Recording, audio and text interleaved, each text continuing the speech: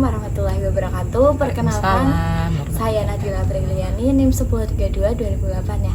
Kali ini saya bersama tetangga saya, di mana beliau itu mempunyai banyak usaha. Nah, kali ini saya akan mewawancarai beliau. Halo Mbak Elva. Iya, halo juga Mbak Dila. Iya, malam juga. Mbak Elva, Bu, kalau boleh tahu, mempunyai usaha apa aja Mbak? Oh iya. Untuk saat ini alhamdulillah mungkin yang kita pegang untuk usaha itu ada sekitar 10 macam. Salah satunya itu mungkin tak jelaskan satu-satu. Jadi kita ada kayak ini jualan sembako, kemudian kita ada sekalian agen briling, kemudian ada persewaan sound system, layos, kursi, panggung, kemudian ada persewaan alat prasmanan kayak gitu kalau ada orang nikah-nikah. Terus kita ada usaha travel juga, persewaan mobil, duplak kayak gitu. Terus ada bengkel las juga, ada usaha jahitan, kemudian ada juga kalau kita ada pesanan kayak nasi kuning. Terus ada juga kita main di dunia buket, parcel, dan banyak lagi lah, kurang lebihnya ada 10-an yang kita pegang. Banyak Mbak. Alhamdulillah. Nah, itu awal mulanya itu apa dulu Mbak usahanya itu? Kalau awal dulu berarti setelah nikah kita itu fokusnya dulu di jahitan. Jadi kita dikonveksi lah, kita sampai belasan orang yang bantu. Dengan berjalannya waktu kita sambil lihat peluang apa saja, dan awal mula kita kebangkitan itu ketika ada tol kebetulan kita kan depan itu kita kena tol, tapi tanah kita nggak kena. Terus kita mikir kira-kira kok oleh tol pasti kan banyak apa ya, peluang inilah. Akhirnya kita mantapkan untuk ngambil kur di bank, kita usaha persewaan doplak. Dari situ persewaan doplak ketika ada tol itu kita sewakan orang jasa pindah, jasa angkut, dan alhamdulillah kita ketutup. Dari situ kita juga mikir ketika ada tol itu ada warung yang sebagian kegusur, akhirnya kita juga peluang. Kayaknya kita ada peluang ini karena warung yang utama itu udah pindah, berarti kita buka sembako. Terusan ada lagi, kita peluang lagi, kita punya teman suka ngerakit sound kayak gitu, dan teman kita itu mau pindah ke Jawa Timur.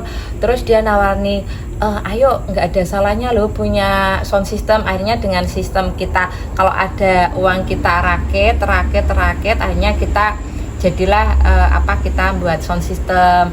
Terus kenapa kita buka las-lasan itu karena ketika saya ikut pelatihan di situ itu salah satu pelatihnya, oh ini loh ada pelatihan las-lasan, siapa yang minat. Kebetulan kok saya tawarkan ke suami minat. Akhirnya suami belajar ngelas, belum genap 3 bulan ya, belum genap 3 bulan sudah berani buka. Terus dari situ karena dari tadi saya ambil kur itu lancar, dari pihak bank itu nawarin kita untuk buka agen briling. Oke lah, kita jalani agen briling. Habis itu karena kita juga dulu waktu awal-awal seneng keterampilan, sebelum nikah juga keterampilan, ya akhirnya kita yang tadinya untuk jasa hanya Marcel, akhirnya kan kita buat buket, kita buat snack tower, pokoknya peluang-peluang yang handicraft lah kayak gitu. Dan akhirnya saya senang hobi masak juga. Saya kalau ada pesanan nasi kuning, nasi tumpeng juga kita terima, dan lain-lainnya lah kayak gitu, mengalir saja. Tapi itu maksudnya mengelolanya itu dibagi atau gimana sama suami? Iya.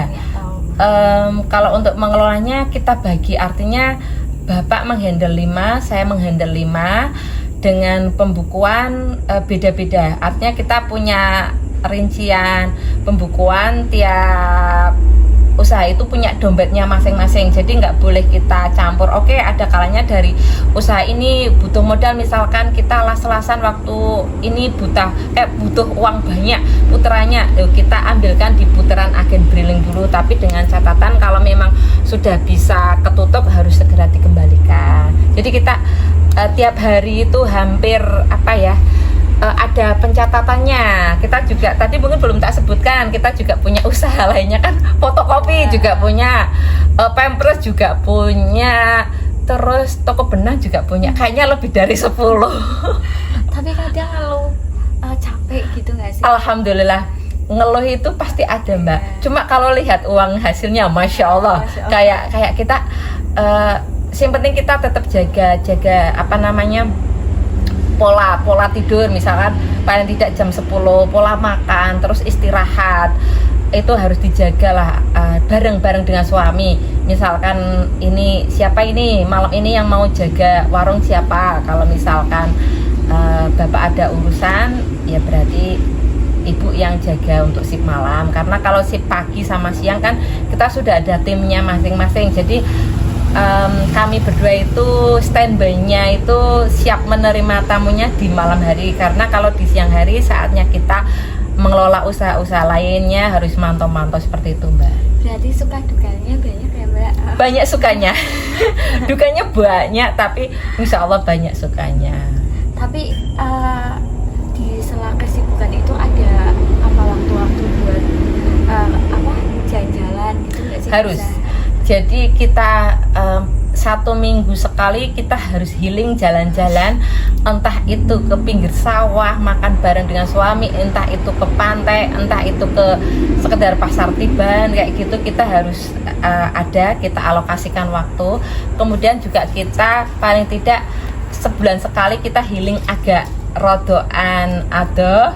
Kemudian adoh lagi keluar provinsi, itu kita harus agendakan 3 bulan atau setengah tahun itu kita agendakan. Jadi artinya harus seimbang. Terus ada waktu juga selain healing, ada waktu bersama dengan suami tanpa diganggu gugat. Kalau sekarang itu berarti jam 5 sampai jam habis isya itu waktu untuk saya pingin ngaji dengan belajar sama suami, saya pingin jamaah dengan beliau, anak-anak juga biar terhandle agamanya, ngajinya dengan bapak, kalau ilmu pengetahuannya dengan ibu. Berarti gitu. Udah berapa tahun usaha begitu?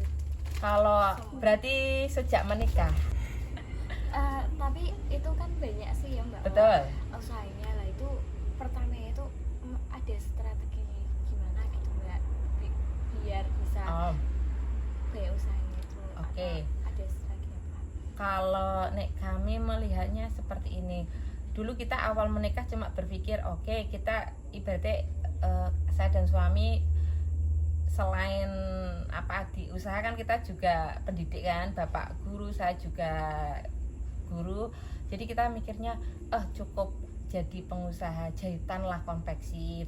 Tapi semakin kesini ternyata kok itu sejak ada tolah kita ada peluang, kayaknya ini ada peluang ini, ada peluang ini. Dan satu yang kami tekankan sama suami itu kayak kepercayaan. Kita itu harus membangun diri itu, kita itu mau dikenal di masyarakat itu seperti apa.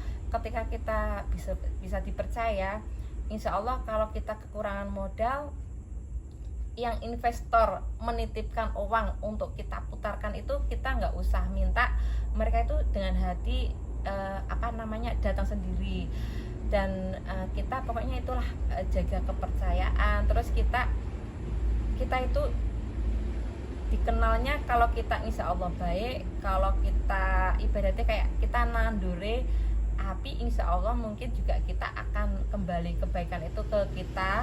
Dan mungkin yang kita baikin bukan misalnya Mbak Dila, mungkin nanti orang lain, misalnya kita baik sama Mbak Dila, belum tentu Mbak Dila baik dengan kita. Tapi intinya kita memudahkan urusan ke orang lain, kita bantu ke orang lain, kita sedekah terutama ya, sedekah dengan orang lain tanpa kita pingin meminta balasan. Insya Allah kami sudah membuktikan berlipat lah, apalagi sedekah yang diam-diam. Pokoknya kita alhamdulillah saya dan suami selain baik dengan orang, mungkin lewat kita saling tolong menolong, kita dengan sedekah yang mungkin konsisten, yuk kita hubungan kita ikhtiar juga kan, hubungan ke pencipta alam sedunia ya, Allah SWT. Tentunya juga kita harus baik, karena kan kita mikirnya kita udah dikasih banyak, kalau kita nih nggak bersyukur, ketika kita bersyukur tambah bersyukur, insya Allah rezeki itu juga ditambah. Walaupun dalam penambahan rezeki selalu ada tantangan, ketika kita bisa melewati tantangan, insya Allah pasti dimudahkan jalan. Makasih Mbak El atas waktunya. Oh ya, sama-sama Mbak Dila, semangat saja berproses menjadi mahasiswa, dan nanti yang terberat itu ketika lulus terjun ke masyarakat itu benar-benar Masya Allah. Tapi insya Allah dengan bekal ilmu yang kuliah dan ilmu bermasyarakat, insya Allah siap menghadapilah rintangan apapun. Sukses selalu. Amin. Terima kasih atas doanya.